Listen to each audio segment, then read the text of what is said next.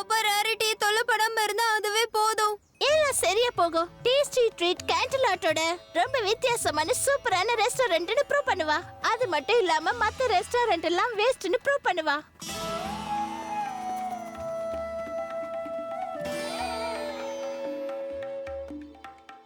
நான் சொல்வதை கேளு, உன் லட்சியத்தை அடைய இந்த ட்ரெண்டை தான் கொஞ்சம் ஃபாலோ பண்ணுங்க. உன் வியாபாரம் முன்னேற நீ கடுமையை உழைக்கணுமே. நான் சொல்வதெல்லாம் கேட்டால் போதுமே.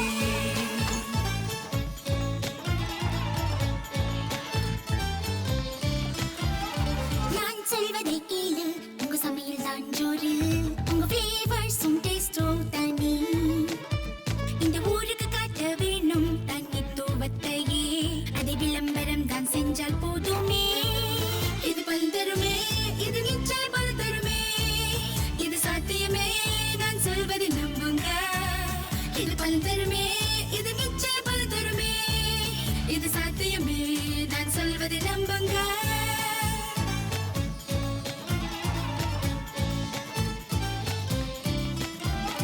உடைகளை கொஞ்சம் மாற்றி, கெட்டப்ப கொஞ்சம் ஏற்றி, நீங்க லஞ்சாமல் இருந்தால் வெற்றியே.